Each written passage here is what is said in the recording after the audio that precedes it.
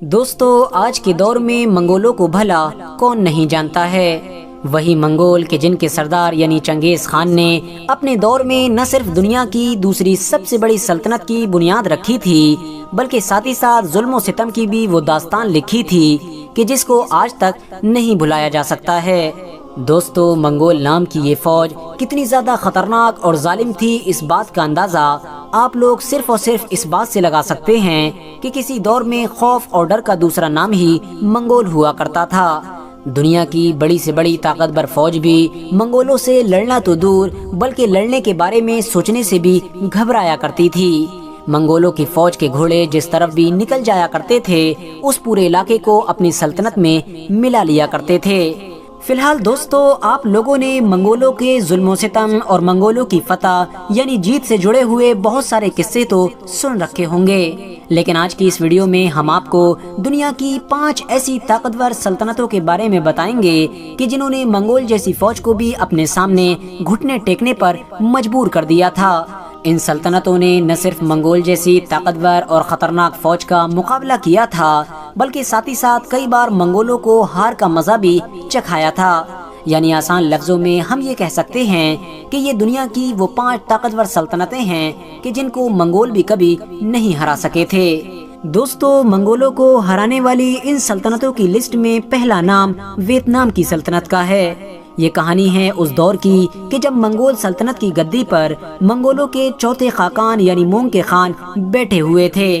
اس دور میں منگول سلطنت دنیا کا ایک بڑا حصہ فتح کر چکی تھی اور اب اس کا اگلا ٹارگیٹ سونگ نام کی وہ سلطنت تھی کہ جو ایک بڑے علاقے پر پھیلی ہوئی تھی۔ منگولوں نے سونگ نام کی اس سلطنت کو فتح کرنے کے لیے ویتنام کی چھوٹی سی سلطنت سے راستہ مانگا تاکہ اس راستے کے ذریعے سے وہ آسانی کے ساتھ سونگ سلطنت کو فتح کر سکیں۔ لیکن دوستو اس دور میں ویتنام کی سلطنت کے سونگ سلطنت کے ساتھ بہت اچھے رشتے ہوا کرتے تھے، اسی لیے ویتنام کی سلطنت نے منگولوں کو راستہ دینے سے منع کر دیا اور بس اسی انکار کی وجہ سے منگولوں نے ویتنام پر حملہ کر دیا۔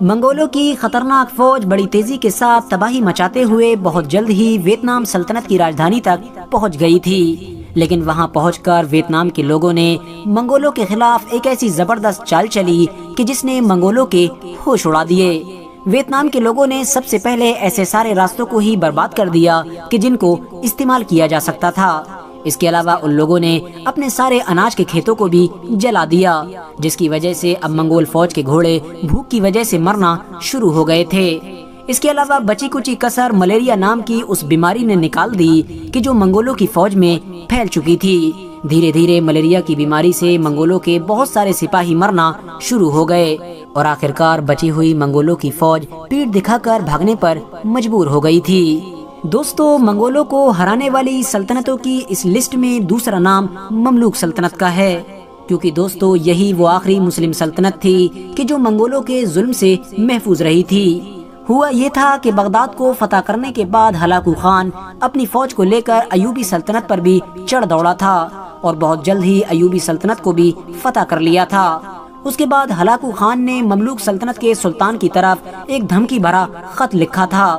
لیکن مملوک سلطنت کے سلطان نے ہلاکو خان سے ڈرنے کی بجائے اس کے سفیروں کو قتل کر کے اپنے شہر کے دروازوں پر لٹکا دیا تھا، اور ظاہر ہے اس دور میں سفیر کو قتل کرنا اعلان جنگ مانا جاتا تھا۔ بس منگول سلطنت مملوک سلطنت پر بھی اٹیک کرنے کے لیے تیار ہو گئی اور آخرکار 3 ستمبر 1260 کو منگول اور مملوک سلطنت کے بیچ ایک زبردست جنگ لڑی گئی، جس جنگ کو عین جالوت کے نام سے جانا جاتا ہے۔ اس جنگ کو مسلمانوں نے سیف الدین قدس اور رکن الدین بیبرس جیسے عظیم سپہ سالاروں کی لیڈرشپ میں جیت لیا تھا، اور یہ پہلا موقع تھا کہ جب مسلمانوں نے منگول جیسی طاقتور سلطنت کا یہ گھمنڈ بھی توڑ دیا تھا کہ اس کو کوئی بھی نہیں ہرا سکتا ہے۔ اس کے بعد دھیرے دھیرے پوری مسلم دنیا سے منگولوں کے خلاف تلواریں اٹھنا شروع ہو گئی تھیں۔ بات کریں اگر منگولوں کو ہرانے والی تیسری سلطنت کے بارے میں تو وہ کوئی اور نہیں بلکہ جاپان کی سلطنت تھی۔ ہوا یہ کہ مونگ کے خان کی موت کے بعد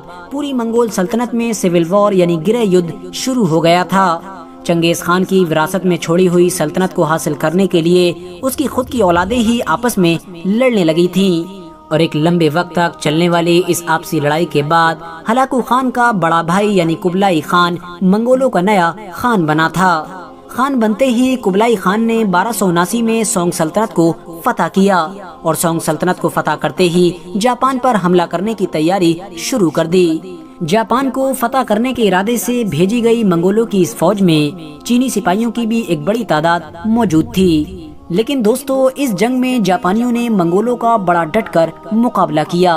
اور آخرکار منگول فوج کو پیٹھ دکھا کر بھاگنے پر مجبور ہونا پڑا اور واپسی میں اس کے زیادہ تر سپاہی سمندری طوفان کی وجہ سے مارے گئے۔ اس کے بعد 1281 میں ایک بار پھر سے کبلائی خان نے ایک بڑی فوج تیار کر کے جاپان فتح کرنے کے ارادے سے جاپان کی طرف روانہ کر دی تھی، اور اس بار بھی منگول فوج کا وہی حال ہوا جو پچھلی بار دیکھا گیا تھا، یعنی نہ صرف منگولوں کو جاپانی سپاہیوں سے ہار کا سامنا کرنا پڑا بلکہ واپسی میں ایک بار پھر سے سمندری طوفان کی وجہ سے بہت سارے سپاہیوں کو اپنی جان بھی گنوانی پڑی تھی۔ دوستو اب اگر بات کریں منگولوں کو ہرانے والی سلطنتوں کی اس لسٹ میں موجود اگلی سلطنت کے بارے میں، تو آپ کو بتاتے چلیں کہ وہ بھی ویتنام کی چمپا سلطنت تھی۔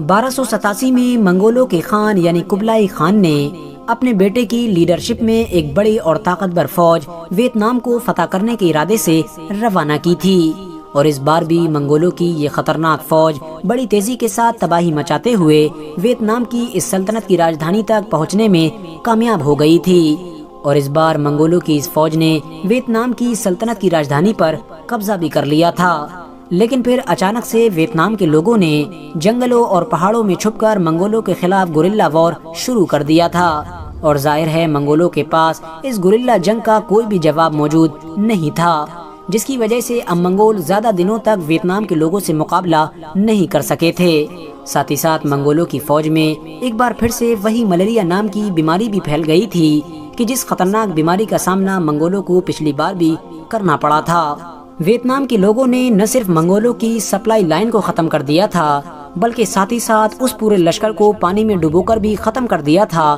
کہ جس لشکر کو کبلائی خان نے بعد میں پیچھے سے روانہ کیا تھا۔ آپ کو بتاتے چلیں کہ اس جنگ میں منگولوں کو نہ صرف بری طرح سے ہار کا سامنا کرنا پڑا تھا بلکہ کبلائی خان کا بیٹا خود بھی بڑی مشکل سے جان بچا کر بھاگنے میں کامیاب ہو پایا تھا۔ اب اگر بات کریں منگولوں کو ہرانے والی 5ویں طاقتور سلطنت کے بارے میں، تو وہ کوئی اور نہیں بلکہ ہمارے دیش بھارت کی خلجی سلطنت تھی، کیونکہ دوستو یہ بات تو ہم سبھی لوگ بڑی اچھی طرح سے جانتے ہیں کہ منگولوں کے حملے تو بھارت دیش پر بہت پہلے سے ہی شروع ہو چکے تھے، لیکن منگولوں کے بھارت دیش پر وہ خاص حملے کہ جو پوری طاقت کے ساتھ کیے گئے تھے وہ خلجی سلطنت کے دوسرے سلطان یعنی علاؤالدین خلجی کے دور میں کیے گئے تھے۔